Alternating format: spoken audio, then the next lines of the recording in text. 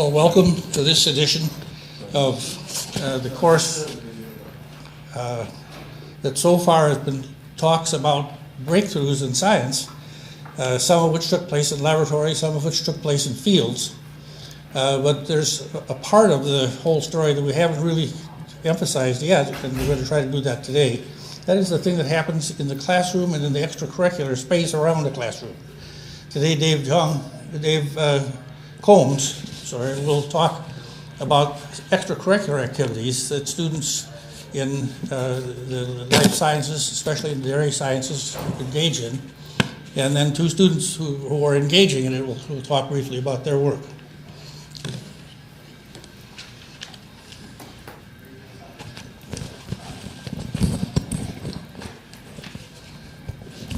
Thanks, Dave. Again, I'm Dave Combs, and I'm a professor in the Department of Dairy Science at here on campus. I've been around for a while, since 1985, but my role, I guess, in some of the intercurricular activities, I actually coach what we call our Dairy Challenge team, and I'll talk about that toward the end here. But I think Bob Kaufman and I visited a little bit, and he was asking me to kind of address, some of the benefits of that, of extracurricular activities on campus here, and how it kind of fits, I think, into the scheme, I guess, of our education. So I guess I'm going to flip this over. How do I? Okay. Yeah. Okay. No, I just wanted to get it up on slideshow. Okay. So this is a list that Bob put together of some of the clubs and extracurricular activities that happen, I guess, here in CALS. I don't think this is a complete list at all, but I think virtually every one of our departments has opportunities, I think, for students to be involved. And I'm going to talk a little bit here in a minute about some of the advantages of extracurricular activities and why I think they're a very important part of our program. I'm going to talk specifically about the Dairy Challenge competition, which is a relatively new, well, not so new, I guess it's been around this will be the 17th year, but I was involved with this as it started as a national competition. I'll talk a little bit about dairy judging, which is probably one of the oldest extracurricular activities here in CALS. It goes all the way back to 1924. So we've had a long history, I think, of that. Bob is going to talk about meat and animal evaluation. We've got a couple students here that will talk a little bit about food science and some of the programs that are going on there. But again, not necessarily a complete list. Many of these are strictly voluntary, no credits involved with them, and most of them have, I think, significant faculty involvement. So not only do students participate in these, but there are faculty members that I think work with the students, and in the case of the ones that I'll talk about, really a really strong industry collaboration and chances for students to network with things. So I'm going to skip ahead a little bit here. I missed one here. I guess just talking about why we always encourage our students to be involved in extracurricular activities. I think in today's job market,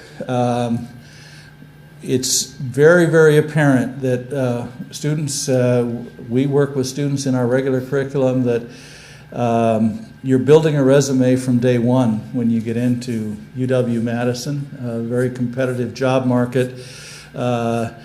All our students are above average in terms of grades, I think, but oftentimes what really sets students apart from their peers here is activities not only in the classroom, but activities that they've been involved with outside the classroom. And there's a lot of real benefits, I think, from that. most of the time, I think these clubs are set up, or extracurricular activities to let students apply what they've learned in the classroom. I think that's a very important part of this. It's an opportunity, I think, to interact with faculty members in a less than formal classroom setting. In the case of Dairy Challenge, or in the case of dairy cattle judging, faculty members are actually out on the farms with students and giving them guidance in terms of what to look for, how to do things, and in many cases coaching about how to communicate and work through on classes. There's a very important component, I think, with our extracurricular activities, in that they also provide, I think, an opportunity to network with industry. And one of the big things that we really promote, I think, in CALS is an opportunity for internships and working, and oftentimes these extracurricular activities are what gets the student's foot in the door with a major company, and a chance to kind of communicate a little bit with people, and then probably take the next step of an internship or an activity that helps them try to find their way in terms of career choices and finding the right fit once you leave UW-Madison. Most of the extracurricular activities that we do are team-oriented. So it's a chance for students to excel, but also for students to kind of work together.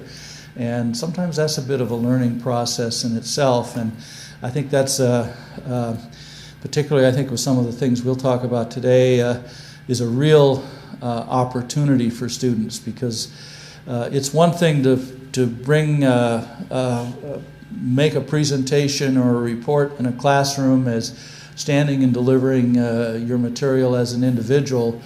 It's a little bit more difficult when you have to find a team and actually figure out your role in this team, and working together and trying to combine everybody's ideas together under pressure. And I think these extracurricular activities work very well for some of that.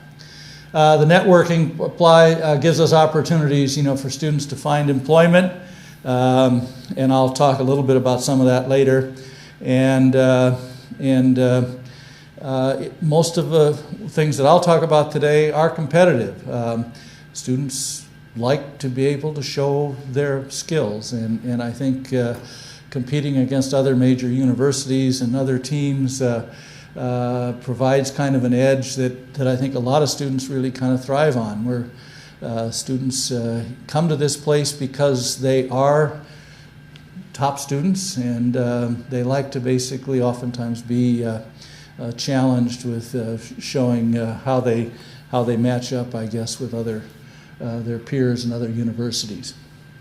So we're going to talk basically about three activities today, and I'm going to finish up, but I think I'm going to turn the floor over to begin with here with two students here from food science, okay, Ian Fox and Brandon Young, and they're going to kind of go through a food science extracurricular event, and you guys can go ahead and describe that and walk through that. So, how do we plug this in? Okay, how do we plug this in? Okay, do you know how we convert this over? This is new to me. Is this it? Yep. Oh, no.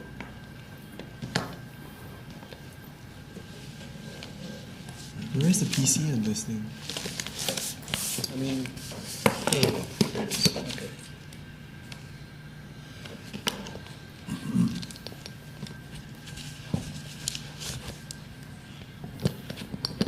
I think we'll take turns holding this thing.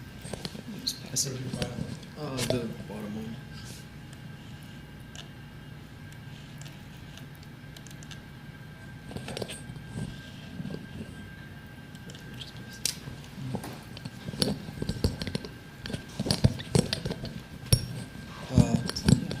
So yeah, I'm Brandon, and this is Ian, and we're actually co-chairs of the product development team, and we kind of want to make things a little bit interesting for you guys, so we've prepared a video, assuming that it works. Does it? So the whole point of this video is to kind of show you a glimpse of what the product development competitions are like.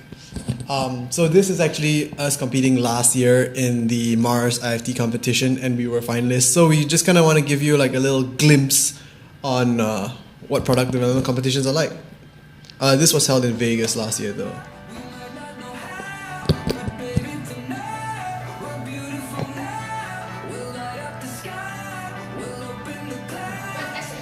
Yes, the judges like this part. Yeah, I know.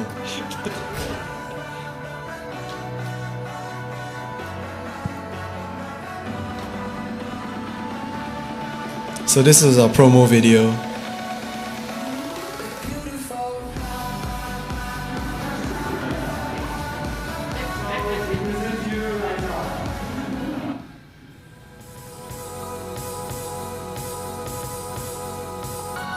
So the first day kind of starts off with a presentation, and then this is our next is a poster session.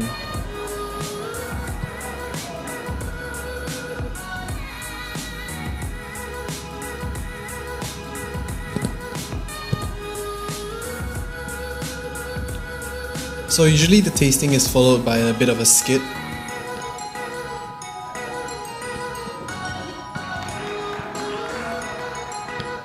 We got a really wonderful chance to explore the IFT convention.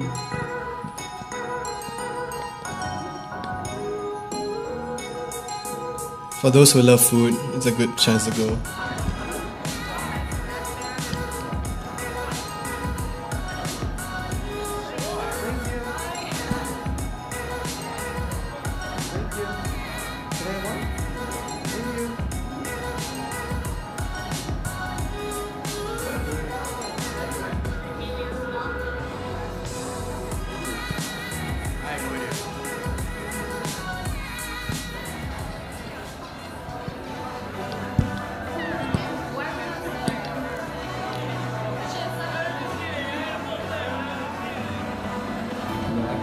In third place and receiving $1,000, we have the University of Wisconsin.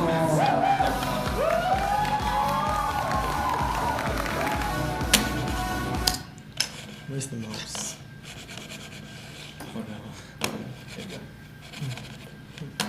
So yeah, that's kind of like a little glimpse on what we actually did last year.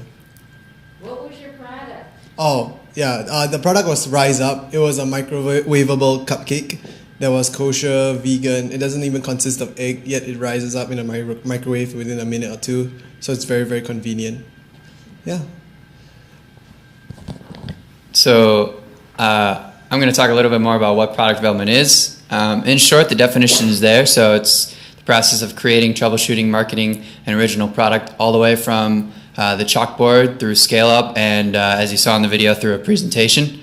And really that definition fits pretty well what we actually do. The competitions, there's a wide variety of them and they all have different requirements, but in short, they all kind of follow this process. So it's all on us. We start from the chalkboard, brainstorming ideas, looking at trends in the food industry, and then we submit our proposal and get a little bit of help there. And then if you make finals, then there's the final steps. So some competitions have the tasting and poster session. Others have a video presentation.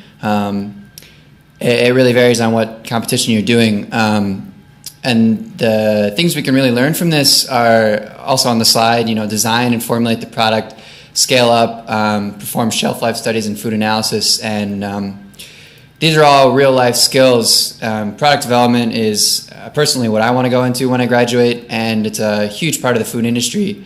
If you're not developing new products, then there's no new food out there. There's nothing I shouldn't say nothing interesting, but no new interesting products out there. So these are all real world skills that we're working on, and it really helps things come full circle, especially the last bullet point there of troubleshooting and then troubleshooting again and again and again and again, because you're learning how to solve the problems that would come up. at your job. You're learning how to work with others, and so much more. It's been a great experience. This is the time where you want to kind of pay attention to class, because this is where everything you learn throughout the class really plays a role here. Because when you think that when you actually develop a product, you think like, oh, it's a wonderful idea, so we just put things together and ta-da. But ironically, you run into so much trouble, and really all the things that you learn throughout the years in food science or whatever course you're doing is really essential here. Because if you don't pay attention in class, you don't really know what to do now, do you? So the whole reason we're here today is, the UW difference, and our difference in the food science department is these are all student-owned and run projects. Other universities, and we've talked to students from other universities when we attend IFT, they have a whole class to do that is focused around product development, and then many times everyone will create a product for the class, and then they vote, and then the one that gets the most votes is the one that enters the competition.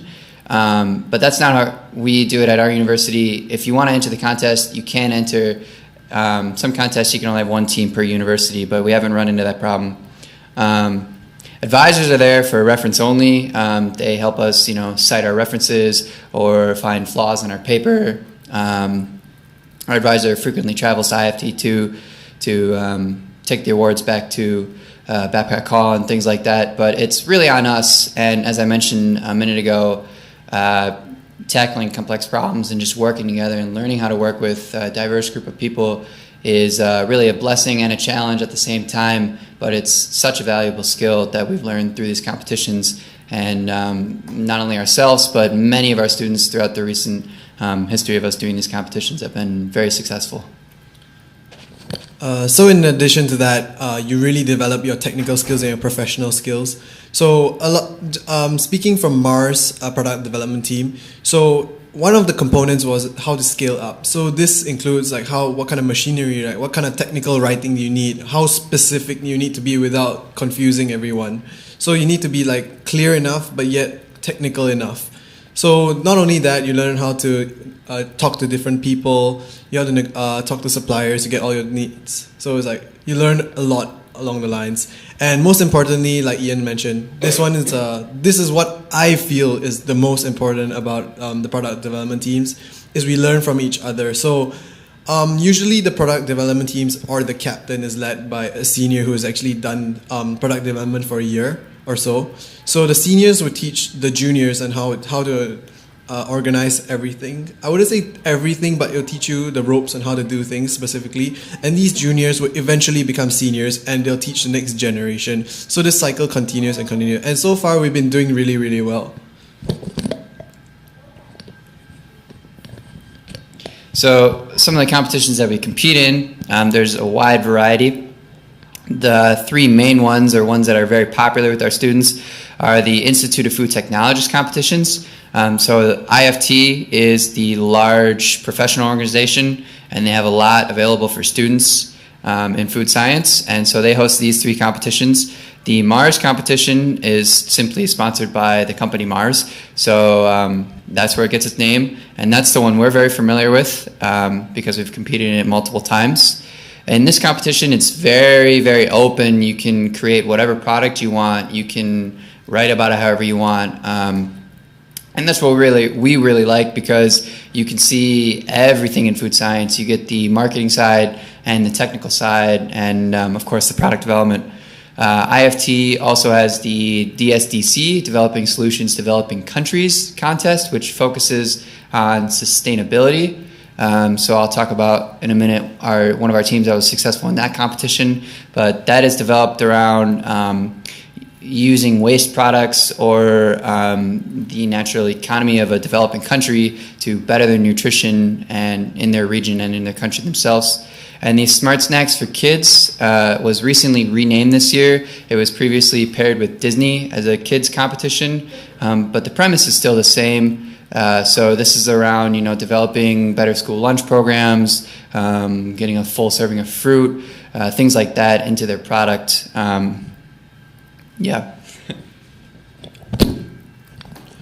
So in addition to the IFT's competitions, we also participate in American Society of Baking, National Dairy Council, and FiberStar. So we're going to talk a bit about the successes we've had this year. So I'm going to talk about American Society of Baking. The theme this year was a futuristic baked good, and UW-Madison participated in producing something called Sustainabites. So the emphasis is on sustainability by creating a frozen black forest cake with the cocoa shells, because you know how chocolate you usually only use the nibs, the interior, but you kind of dispose the shells and it's a waste product. So what they essentially did is they roasted these shells and grind it up into a little powder, so it gives the cake an extra texture. And this is actually the first time we're entering into this competition, and we've actually won first place this year. So that's a really good start to the year. Next we were talking about IFT, which we've been doing for a few years now. So the Mars competition is one that we're always pretty successful in. I had the chance as a freshman to be on the 2015-16 team, and then as a sophomore, and again here as a junior on the 17-18 team. So in 2015-16 we made Quino's, which is a granola bar alternative for on-the-go snacking. So we really wanted our bites to have yogurt coating, but we struggled with getting it to be shelf stable. So we worked with Clausen Quality Coatings in Madison here to get a shelf stable yogurt coating. The balls themselves are filled with peanut butter and cranberry, as well as chia and quinoa. So it's a good source of protein, I believe a good source of fiber as well. And it's great for, starting your day on the go, maybe before you work out. That was a good experience for me. Another team of ours last year in DSDC made it to finals with Nuddles, a healthy peanut noodle product using peanut shells instead of peanuts themselves. So similar to the ASB team that won, they were finalists. And this competition is actually a worldwide competition, so it's pretty impressive that they were one of 5 teams to make the finals. And then last year, both of us were on the IFT Mars team that got 3rd place with Rise Up, the convenient microwavable cupcake. Very nutritious. It had the caffeine equivalent of a cup of coffee. It was vegan, blueberry, lemon flavored. There were quite a few challenges, but we were very happy with the end product. And lastly, the product for this year, it's called Grainius. It's a product made from spent grain. So spent grain is actually made from beer. When breweries make malt, they kind of use the grains and then after that dispose of it, and it usually has no use for it besides animal feed. So this year we challenged ourselves to kind of create a product with it. So what we did is essentially dry these spent grains and created a really fine flour using a mill. And we developed a very convenient and delicious snack. In fact, I actually really like it. So what happened is we worked with one of our teammates who's a culinary science student, and we worked with Butterbuds to develop this bourbon beer barbecue flavor. And honestly, I think it's a really good product. In addition to that, because it's high in fiber, we also tried to kind of add on to that by adding more probiotics into it, and shelf-stable probiotics even after cooking. So fortunately for us, we've made it to finals this year too. So we'll be competing in IFT, the annual IFT in Chicago in July with this product, Grainius. And yeah, kind of excited to see what happens there. Did you bring a sample for us? We just got back from spring break. Give us a little time. Yeah, that's product development in a nutshell. Thank you. Are there any questions?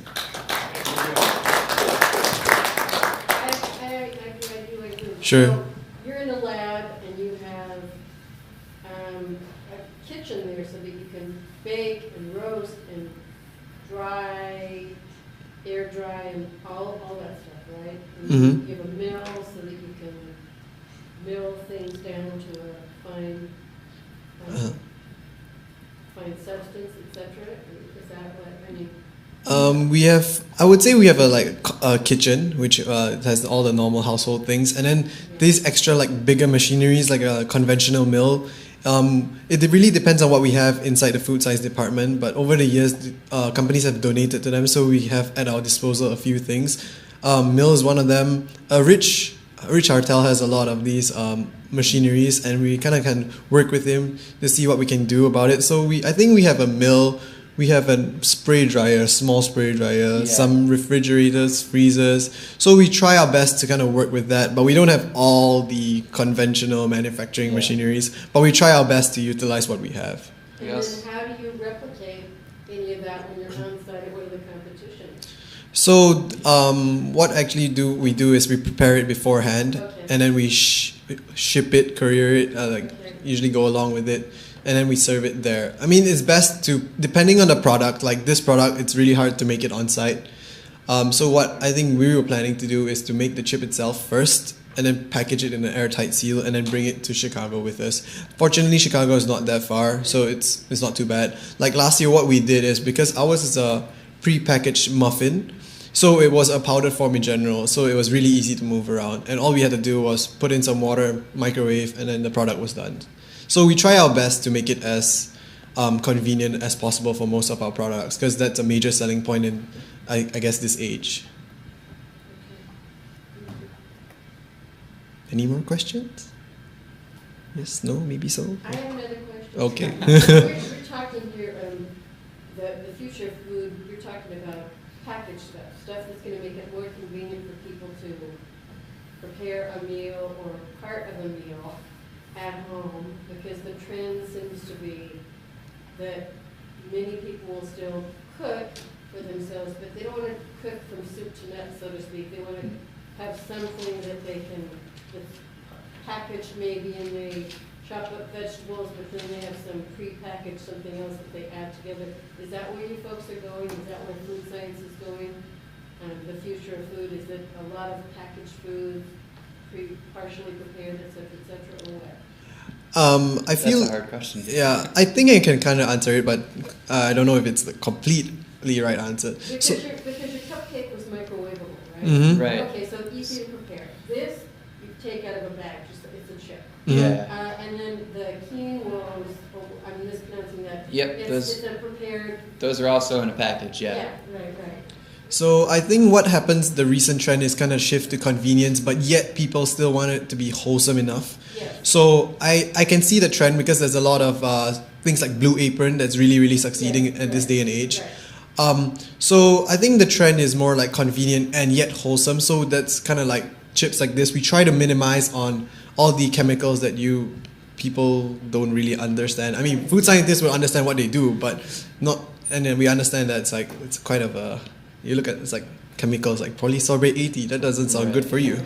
So we try our best. I mean, as a food science in general, try to shift away from that. As you can see, the bigger companies are trying to simplify their ingredients list too, Right. and this is clearly catering towards this this demand. But yeah, definitely convenience foods is definitely on the rise. Yeah. Do you want to add to that? I agree with everything you said, Brent. The good thing about these competitions, at least, is that we kind of are our own target market, because we are the millennials, right? So when we come up with a product like this, it's we hope that we like it, because that seems to be. I've been at IFT 3 times now, and I haven't seen a product marketed at people over the age of 35. Really? So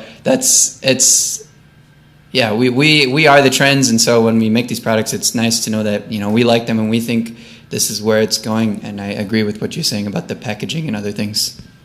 That right there, that demographic piece of information is pretty profound. Thanks. Scary and profoundly scary. Yeah. Scarily profound. I don't know which. Thank you. You're welcome. Thanks, guys.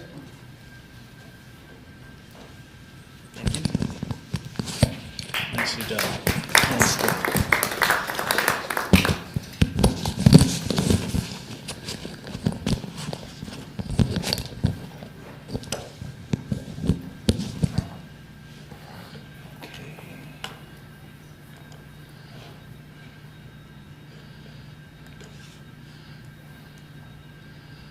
Okay. Again, thanks. I think that's a much better job of talking about activities than what an old professor can probably tell you. But unfortunately, you're back to the old professor here, so I'll try to carry on and follow up. That's big shoes to fill. I wanted to just talk to you about a couple club activities that go on in the dairy science department. One that I didn't list, or that we didn't list on that initial one, clubs keep evolving, or extracurricular activities. And one of the newest ones in the animal science, dairy science, is actually an animal welfare audit. As animal agriculture is becoming more intense, the industry is demanding that we are accountable for the humane treatment of animals, and we actually now have a national contest, and Terry Ipsis over in the animal science department coaches a team there, and it's a growing thing. I think it's been around for 4 or 5 years, but again, it's really kind of going through this changes. So just an example of another extracurricular activity that's catching a lot of students' attention. I'm going to shift gears and go back. I'm going to talk about two other extracurricular activities here, and one of them is the one that probably is one of the oldest on campus. It's called dairy judging, and it still goes on. It's still a very strong program, and UW-Madison has been involved with this dairy judging thing since 1924, which was the first team and one of the first national champions here. So it goes on, and it continues to grow. But just wanted to kind of give you a little perspective. Dairy judging is not something that's necessarily new to students coming in. Matter of fact, it has been a pretty strong recruiting tool. A lot of students have chosen to come to the dairy science department at UW-Madison because of their experiences in showing cattle and judging cattle as 4-H members or FFA members, and the network that they had built before. And this is kind of a traditional extracurricular activity, and it still, as I said, goes strong today. The essence of this follows a very similar format that went on way back in the 1920s. Essentially what it is actually visually appraising cattle, dairy cattle, basically on a anatomical basis, based on characteristics that traditionally were thought to be related to productivity and longevity and health of the cow in a dairy herd. They use a unified scorecard, and essentially what the contest involves is students have to evaluate groups of 4 cattle, usually about 10 or 12 different classes of animals, very similar in age, differing ages and breeds of cattle for these anatomical points. They have to place them from 1 to 4 in terms of most desirable conformation. And then on half the classes, they have to basically stand and deliver their what we call reasons before the judge, an expert in the field. They have to try to convince the judge of their presentation. So it's a very intensive contest. It's a day-long kind of an event. Students have about 12 minutes or so to actually look at 4 cows, take notes, keep them straight, move to the next class, take notes, go through all of this, and then in the morning and then in the afternoon, recall from what they've written on their notes how they place certain classes and give their reasons to the contest. So it may seem like kind of an antiquated practice, but I think one of the things that's been very positive about this is it was one of the earliest, I think, skills where students actually had to think on their feet, talk, and communicate effectively and try to convince a quote expert in the field, a judge, of the reasons of why they placed animals the way they did. And so it's remained a very, very popular program, and I would say probably 25–30% of the students in dairy science actually are involved in dairy judging at some time still through their curriculum and program. The teams right now are actually coached by two individuals who are actually not members of the department. Brian Kelroy, which is clear over on the right in the back row, and Chad Wethel is over on to your right on the back row also. But there's usually about 15 to 20 students that enroll or involved in this. The teams that go out compete in teams of 4, so it's a composite team, and the score of those 4 actually determines the placings. Usually these contests, there's 20 to 25 schools competing against each other, so there's a lot of competition amongst that. And in the case of Madison here, there's actually 4 national contests that our students participate in. The granddaddy of them all is World Dairy Expo, and that's where they're crowning a national champion. And so we're lucky to have that one kind of in our backyard, and our students are involved with that. There's something interesting about this picture, all girls. Yes, I was wondering, you're going to see this over and over again. One of the, again, I'll tell you a little bit, you know, it's really interesting. I joined the faculty back in '85, and at that time, you know, it was primarily a male-dominated thing. Bob will go back a little further than that, and when women were probably the exception. 1924 team had all men. Yeah, the 1924 team had all men, but if you look at the pictures here, it's very close. I actually teach our 101 course, livestock production course, where basically all of our animal science, dairy science freshmen come in and take, and that course right now is about 65% female, and it's also very interesting that 1924 picture, I can guarantee you all of those were good old Wisconsin farm boys, okay? Today, the demographics of our thing is probably about 1/3 of our students are actually from dairy working farms, okay? 2/3 are probably urban, and I've watched the change over the years. We've gone from a state where students were primarily from farms. Then we went to grandpa or my uncle had a farm and I was interested, and now we're kind of getting like one generation away from that even. So demographics are really interesting, and they're changing in the field. Well, I think it's very simple. I'll speak from the dairy side, okay? There are tons of career opportunities. I think that's one of the really important things about extracurricular activities.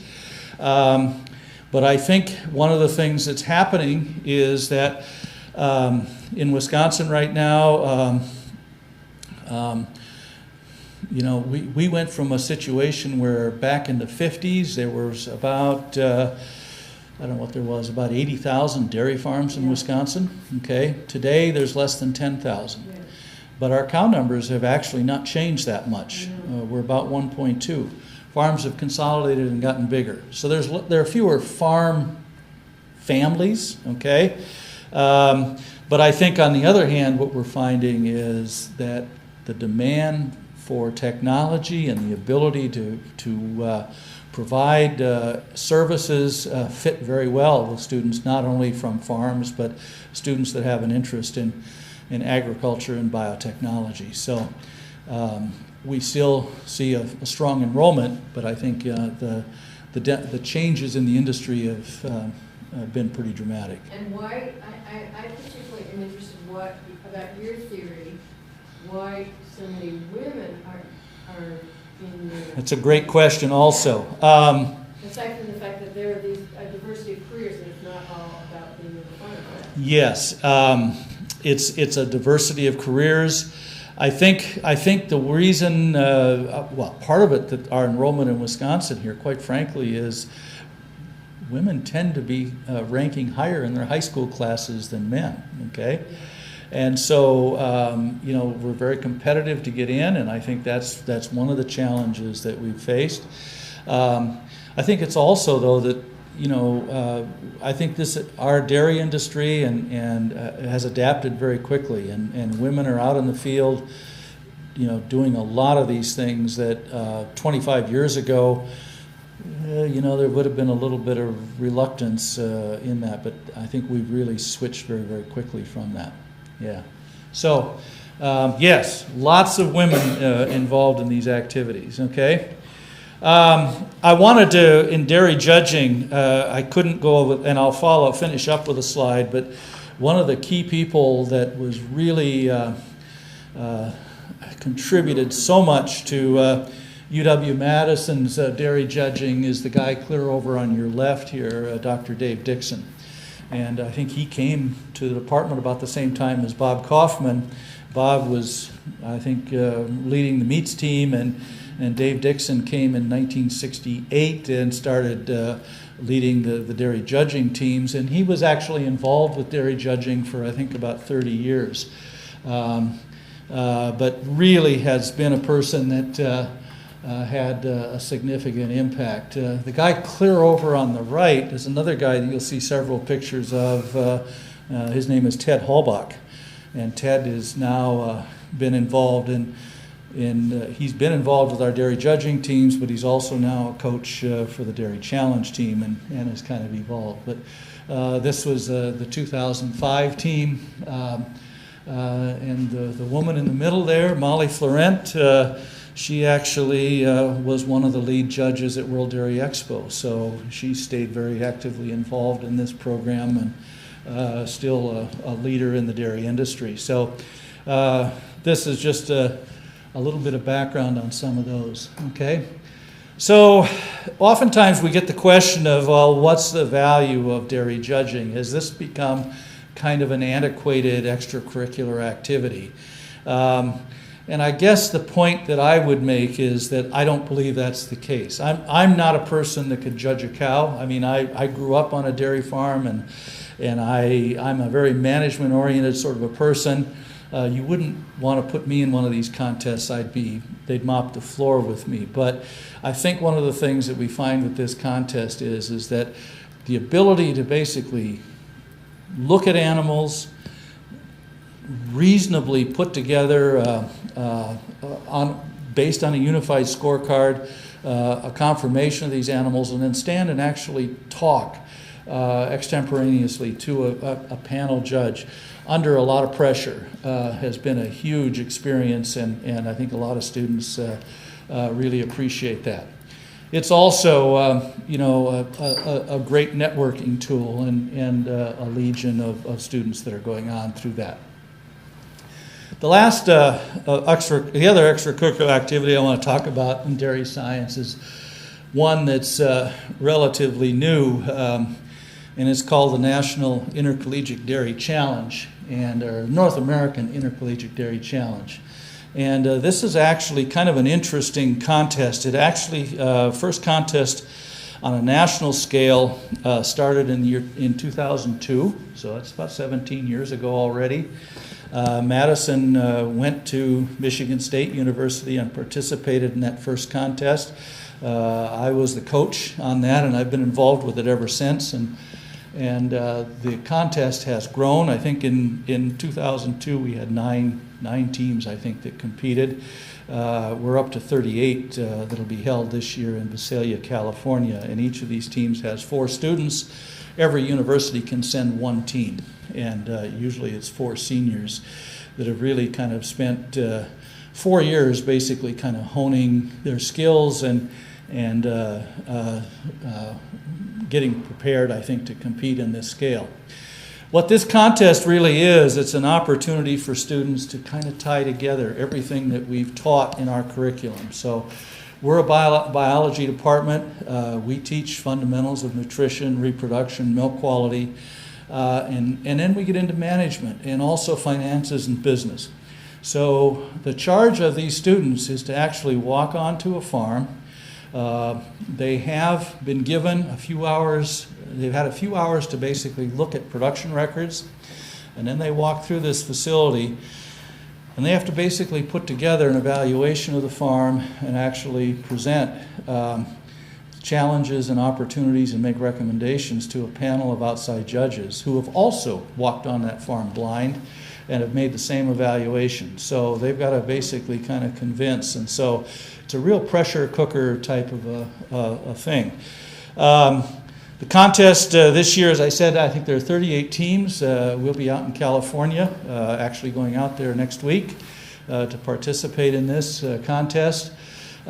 We have to pick 4 students from our group. This year I think we had 12 that wanted to be on that team, so it's very, very competitive, and we've spent the last 2 months taking those students out on farms, having them give presentations, do workups, and looking at how they work together, and as well as they can, how correct they are in their evaluations in terms of using data to actually communicate. So very, very pressure oriented, very data driven, and really very practical types of skills that they're going to use when they get out in many of these jobs that they'll take when they leave the university.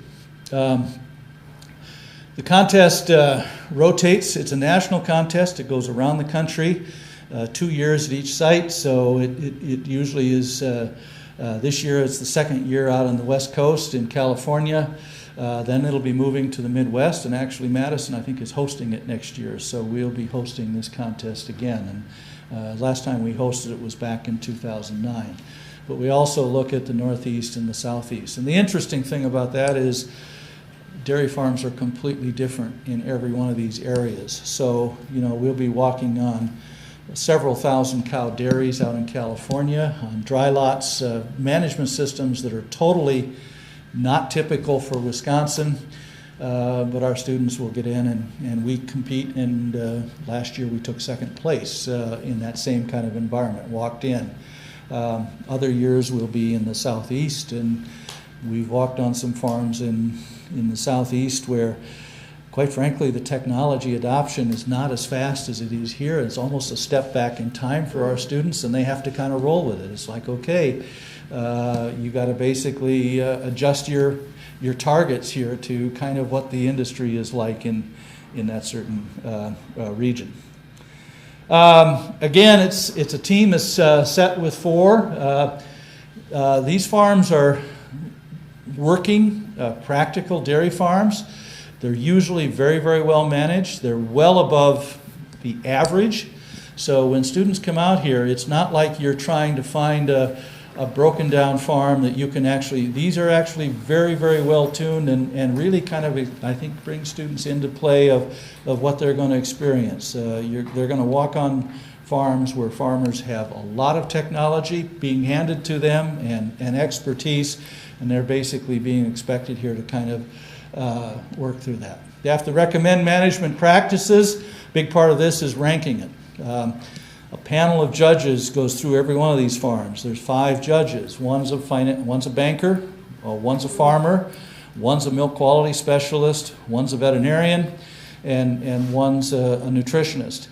And each of these experts are walking this farm. Most of these have had many years' experience doing this, but these students are walking out and having to basically stand and deliver a message to those. Right now, Ted Hallbach, clear over on your right, is, as I mentioned, was a key person in our dairy cattle judging. He is now really taking a lot of the work, and I also have been involved as a coach with the Dairy Challenge team since its inception. This is last year's Dairy Challenge. There was 36 teams, I think, out here, so 4 on each.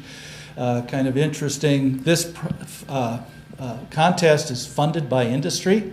It runs about $600,000 a year to put this contest on. The industry picks up the hotels, the meals for all of these students. They also provide a stipend to some of the universities for travel.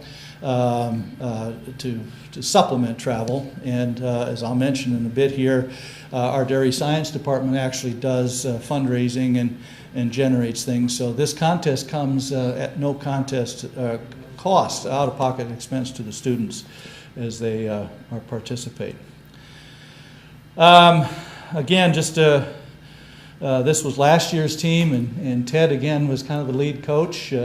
Kind of interesting here, two of those students actually are actually on to grad school, one down in Florida and one here at Madison, working toward a PhD already.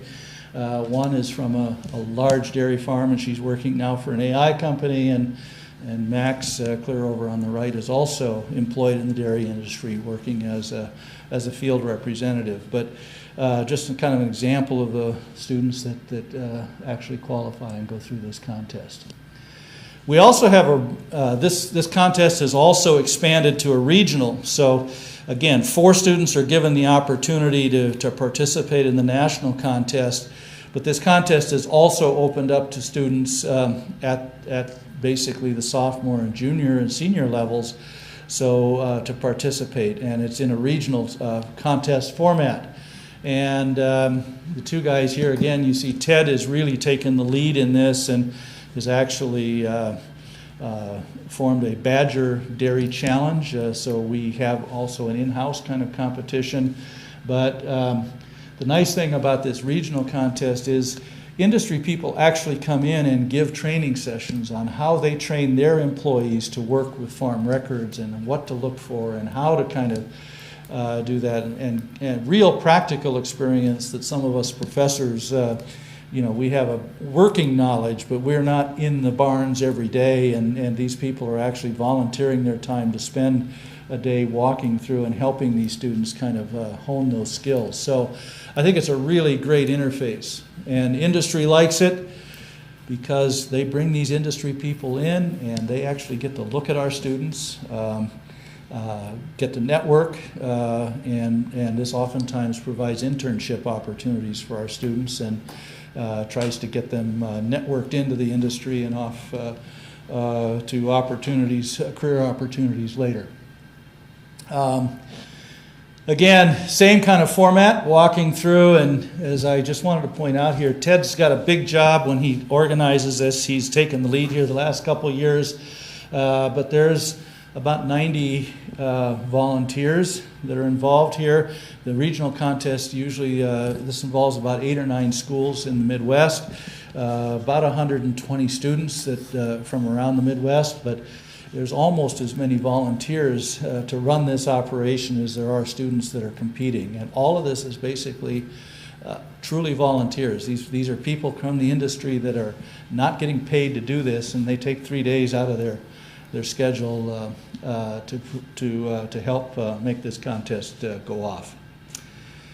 The last slide I have, and just want to talk about how do you pay for some of this. And again, I'll just bring in that Dave Dixon, when he retired, he had created a fund, and unfortunately he passed away a few years ago, but he created a fund here, and he also created a funding opportunity in a golf tournament. And Dave was an avid golfer, and he started this, and basically it's held at University Ridge every year now, and it's filled out every year, and all of the proceeds of this go to our undergrad education. Basically, there's a little bit for graduate, but not much.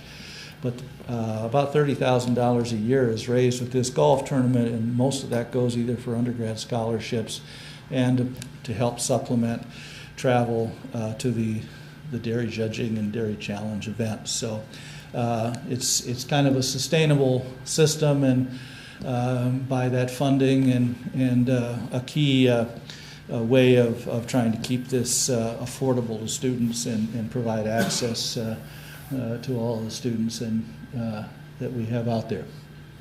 So that's kind of my quick and dirty of kind of the overview. Any questions I can answer?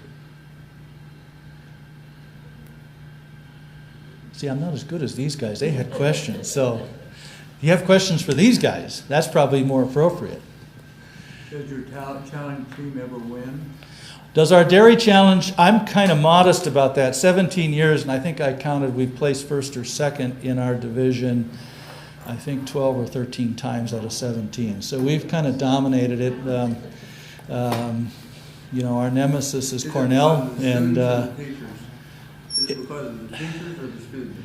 you know, the interesting thing, I think it's kind of like your thing here. You know, once the students are selected for this team, you know, I'm going out to quote coach. Okay, I cannot speak to these students once they pick up the records. It's all on them from the moment they pick up the farm records until they give the presentation. So I'm as nervous as anybody because I'm biting my nails, thinking, what are they going to say? What are they going to say? It's all on them to basically put this presentation together. I do have a question. This Yeah. is not at all. This is not pertinent to the CALS extracurricular, but what's your theory about why dairies in the southeastern part of the states are behind technologically? Is it because that's just not their tradition particularly? I think so. I think it's a little bit tradition. You know, I think it's a bit of some of the challenges that they face are issues that probably haven't been addressed very well with research, okay? The heat stress in dairy cattle and its effects on reproduction in animals. Maybe some reluctance of the industry to adopt some of the technologies that we've adopted in the Midwest and the West, in that part of the country. So it's been a real eye-opener for us. You know, we've, again, particularly in the Southeast, you know, we've walked onto some farms where, you know, you look at it and say, you know, why isn't this done? And you realize afterwards, you know, even the judges that are from that region, you know, they're not practicing some of the things that we practice here. So part of our coaching is to make students aware that, you know, what happens in Wisconsin or California is not necessarily what happens in other places. And so be aware, look for these things. You know, these are kind of opportunities that you might find, and you're going to have to temper your recommendations probably for, you know, certain things. And may I ask a follow-up question? Yeah. And so, because this state has this very long tradition of Yep. dairying, California, of course, is always neck and neck with Wisconsin in terms of most dairy output, Yep. blah, blah, blah. But California doesn't have the decades of dairying tradition that this state does. So why is it just because they're an industry leader right along with this one, and they just leapfrogged over the... Well, actually, California produces more milk than Wisconsin and have for a long time. But yeah, it's just the nature of the industry. You know, California was the leader probably in going to larger farms early and really kind of capturing some of those efficiencies of scale. Okay. You know, Wisconsin has really come a long ways in the last 10 years, and you know, we've really, the landscape has changed dramatically in Wisconsin in terms of our dairies. You know, 1985, I'll never forget when I came here, there were 44,000 dairy farms in Wisconsin. Today, there's about 9, okay?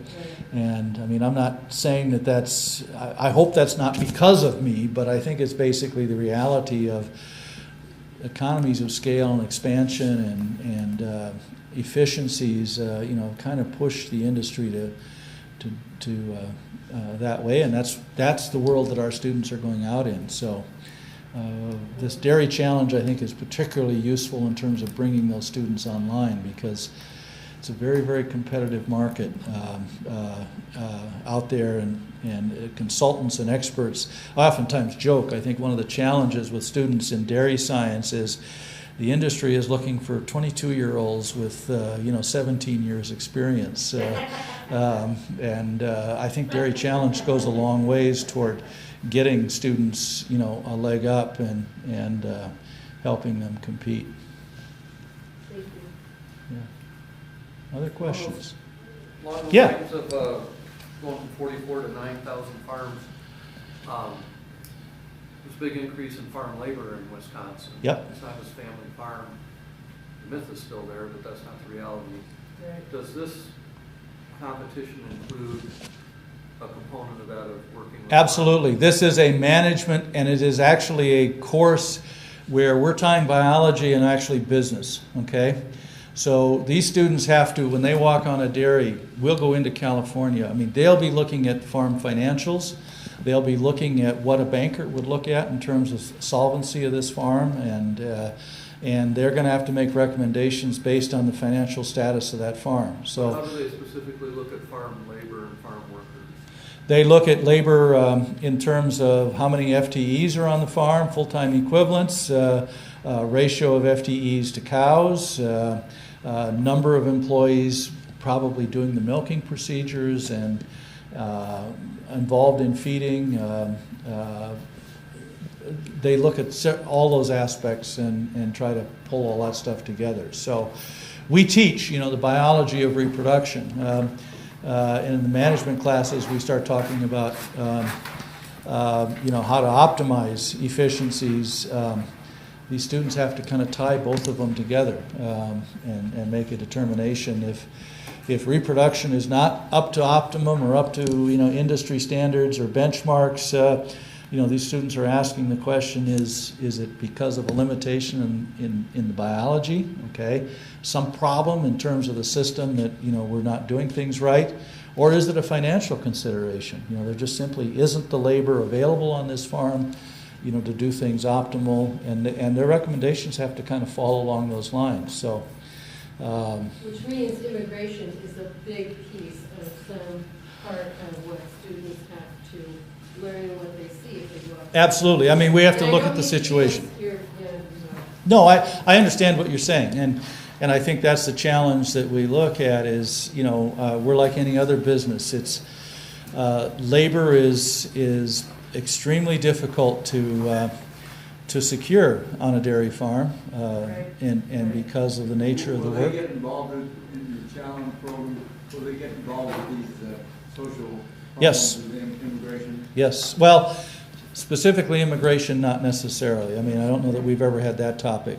But we do get involved in other things like manure management and nutrient cycling. They get reports when they evaluate the farms, basically soil test reports from that farm and taking a look at that, and they have to basically look and say, if this farm is not sustainable because it's not in the best environmental standpoint, what are you going to do? Can you come up with recommendations of moving cattle off the farm, heifers, whatever, to decrease pressure, or and what are the costs of doing that off farm versus on farm, and making business decisions like that. Thank you very much. You're welcome.